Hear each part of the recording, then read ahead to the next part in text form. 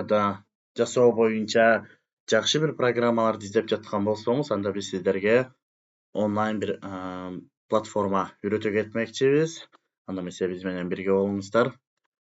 Урматтуу биздин YouTube каналдын катталуучулары жана көрүүчүлөрү, бүгүнкү сабагыбызда биз сиздер менен Renderforest программасы менен кантип иштөөнү, кандай жол жобосу бар, кандай кылып биз сабактарыбызды өтсөк болот, кандайча видео мультияждуу сабакты тартууга кандай мүмкүнчүлүгү бар, ошол боюнча сиздерге сабак даярдадык. Анда эмесе сабагыбызды аягына чейин көңүл буруп көрүңүздөр демекчимин. Ал үчүн биз эң негизинен YouTube форматында ар тараптуу видеолорду жасасак болот. Ал үчүн биз Google платформасына же каалагандай интернет желесине кирип Renderforest деп эле кыргызча жазсаңыздар чыгат. Кыргызча эле жазыңыздар. Renderforest деп Forest деп жазсаңыздар, мынакей ушундай болгон программа чыгат. Renderforest деп. Бул платформага катталуунун жол жоболорун сиздерге көрсөтүп бермекчимин. Renderforest программасына кирип, бул жакта сиздерге ошол тил тандоо жагында сиздерге башка тилдерди чыгып калышы мүмкүн. Балким түркчө чыгып калышы мүмкүн сизге. Же английский болуп калышы мүмкүн. Ошол кезде ушул тилди басып орусчага, русскийге коюп коюшуңуздар керек. Сөзсүз түрдө. Андан кийин регистрацияны басабыз. Ушул жактан войти через Google. Эгерде сиздин Google аккаунтуңуз жок болсо, атыңызды жазасыз, бул жака фамилияңызды, электрондук адрес жазасыз, жаңы бир пароль придумать этип жазып сактап аласыз. Же болбосо мындай болуп через Google аркылуу ана кирсеңиз болот. Аккаунтубузду тандайбыз бул жактан. Аккаунтубуз продолжитти басабыз. Баскандан кийин бизге жаңы платформаларды сунушташат. Биз ошол сунуштаган регистрациябызга киребиз. Регистрация оңой мынакей. Кирдик, бул жакта эми 3D анимациялар менен видеолорду кантип жасайбыз. Бизде бул жакта анимация, видео, 3D слайдтары камтылган. Мисалы үчүн 3D анимация дегенге кирели. Кире турган болсок, бул жактан бизге ушундай болгон бөлүктөр чыгарат. Ушул жактан выбрать сцену дегенди тандайбыз. Тандап алып, мынакей караңыздар. Бул жакта персонаждардын каалагандай бир бөлүктөрү бар. Мисалы үчүн муну тандап алсак болот.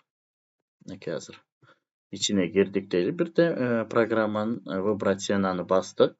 Баскандан кийин мынакей үстүн бир жолу бассак, бул бир болуп тандалат. Экинчиси, үчүнчүсү дегендей болуп үстүн тандап, мышканын жардамы менен тандап кетесиздер. Мисалы фону менен сиздерге анимация бөлүктөрү, мисалы үчүн аэропортто сабак берип атат, бирөөгө бир нерсе тапшырып атат, компьютерде иштеп атат. Профессия боюнча караңыздар, профессия боюнча эмне профессия? Алып барчулук, өртөчүргүч, бул жакта караңыздар, окууну бүтүп атат, сабак берип атат деген сыяктуу компьютерде отурат. Бизнестер боюнча иконки галочка менен мынакей караңыздар. Бул жакта ар түрдүү бөлүктөрү бар. Сиздер ушуларды тандап аласыздар. Бир гана тандай албай турган бөлүктөр бул корона бар бөлүктөр болуп атат. Ошол бөлүктөрдү тандаганга болбойт. Андан кийин добавить видео дегенди басабыз. Бул жактан караңыздар, регистрацияны оңой өтүп алгандан кийин бул жакта сөздөр чыгат. Ушу сөздү бассаңыздар эле жазганга болот. Мисалы үчүн салам достор. Достор деп жаздым. Бул жакта бизге 253 сөз жазган, символ жазганга туура болот экен, калганын окубай коет. Анан дагы бир нерсе айта кетчү нерсе, кыргызча тамгаларды окубайт. Ү, ың, Ö тамгаларын окубайт. Ошон үчүн Өнү О менен жазабыз, ыңды Н менен жазабыз, Үнү У менен жазып кете беребиз. Андан кийинки бул жака сиз каалаган сөзүңүздү жазып кете бересиз. Өзүңүздүн, мисалы үчүн мен бүгүн иш сапарым менен чет өлкөгө учуп жатам. Караңыз, 48 туура болду. Кийинкисине ушундай кылып өзүңүздөр каалаган сөздөрдү жазып кете берсеңиздер болот. Эгерде дагы бир сцена керек боло турган болсо плюсту басабыз. Бул жакта Новый год Рождество дейт. Андан кийинкисине транспорт дегенди алып, транспорт менен сиздер коюп алсаңыздар болот. Добавить видео. Ушундай кылып ар тараптуу кылып коюп алганга болот. Эми ушул жактан биз ушуга өзүбүз сөз коштосок болот. Мисалы үчүн добавить текст речи дегенди бассаңыз, бул астын. Бул жакта ошол бөлүктү бирөө жазып бере тургандай кылып окуп бере турган бар мына. Иван. Салам достор. Жылдырып ушундай кылып жазсаңыз болот. Иван деген жакты сиз Алексей кылып алсаңыз болот, же башка бирөөнү Сара деген бар мисалы үчүн. Ушундай кылып английский эмес, бул жагы башка тилде кыласыздар, тандап аласыздар. Русскийде кылып коесуздар. Мисалы үчүн азыр текшерип көрөлү. Жаздык, салам достор. Эми сиздер каалаган сөздү жаза бересиздер мунун ичине. Мисалы үчүн Салам достор. Мынакей. Же болбосо ушунун эле ордуна биз өзүбүздүн үнүбүздү кантип жаздырсак болот. Ал үчүн бул нерсени биз удалить этебиз. Бул сөздү удалить этебиз бул жактан. Добавить аудио деген бар. Басып, бул жактан музыка же болбосо озвучка койсок болот. Озвучка деген жактан запись дегенди басабыз. Записать дегенди басып, разрешить беребиз сайттан. Мынакей кетип атат азыр. Уже бизде мынакей запись башталды. Салам достор, биз бүгүн сиздер менен Render Forums программасында ушундай бөлүктөрдү үйрөндүк, же болбосо сабакка тиешелүү. Бүгүн биз сабагыбызда саякаттоону үйрөнөбүз. Иш сапарым менен мен бүгүн бир жака учуп жатамын. Кайсыл өлкө деп ойлойсуңар? Деп запись кылып кете бересиз да. Оңой эле. Мына койдуңуз башынан баштап запись кылып, мынакей добавить аудио, запись озвучкадан коюп кете бересиздер. Бүгүнкү сабагыбызда биз инновация технологияларындагы мындай деп өзүңүз каалагандай бөлүк менен запись кылып койсоңуз болот. Бул нерсе сиздин өзүңүздүн каалооңуз. Эгерде запись кылбасаңыз да болот. Стопту басабыз. Андан кийинки бөлүктөр запись болду. Мен мисалы үчүн бул жака кандайдыр бир аудио, музыка койгум келип атат десеңиз, кайра мына записьтерди коюп кете бересиз. Өзүңүздүн эле эркиңиз. Каалагандай коюп, же болбосо бир музыка коём десеңиз, могу сөздү башынан музыка коём десеңиз, мындай аудио дегенди басып, бул жакта музыка деген библиотекадан мисалы үчүн мындай музыкалар бар. Коюп койсоңуз болот. Бирок ар кандай громкость, мисалы үчүн мен азыраак кылып эле 13%ке коюп коем. Чоңураак болсо андан дагы кичинейтип коем. Ушул сыяктуу ар тараптуу музыкаларды коюп алсаңыз болот.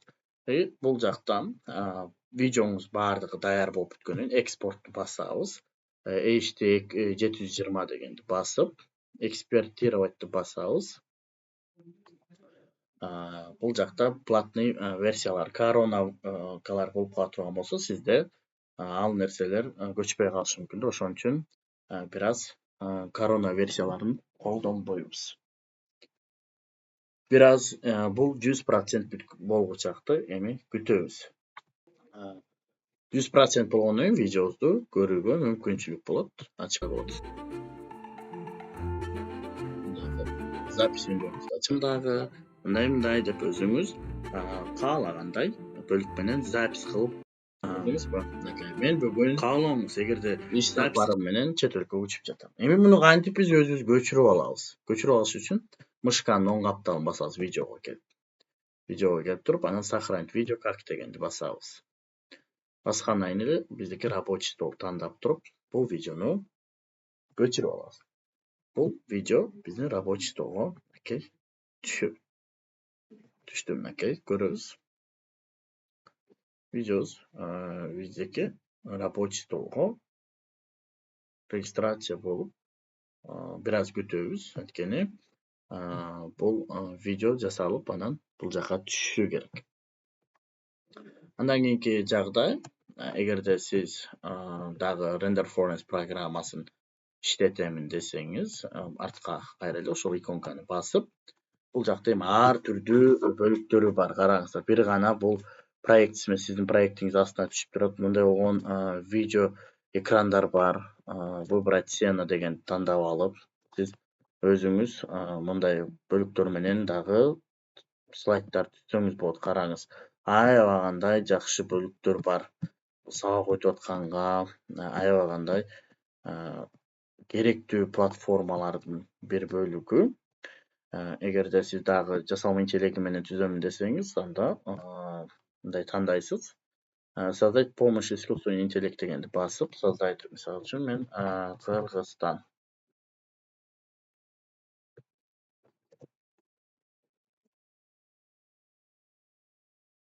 Кыргызстан деп туруп эле попробуем деген басабыз. Или бул жактан улучшать сценарий деген галочканы күйгүзүп койсок болот. Бул жака эми жасалма интеллектке сиз жасай турган 3D анимацияңыздын видеосун доказанса керектүү деталдуу түрдө маалыматын берсеңиз, сизге ошол боюнча маалыматтык бөлүкчөсүн жасап берет. Ошол негизинен ошондой бөлүкчөсү менен жасаганга болот да. Андан сырткары сиздерде ушундай маалыматтык бөлүкчө камтылат. Мисалы үчүн алып көрөлү. Кыргызстан адимий табигат жана бай маданият менен белгилүү өлкө. Алп жана чыдамкай элдери менен Кыргызстан өзүнө таасирдүү тарыхты камтыйт. Кыргызстандын ханышаларына жолдор, тоолор жана көлдөр курчап турат. Элдин маданияты, кол өнөрчүлүгү жана оюн зооктордо бай.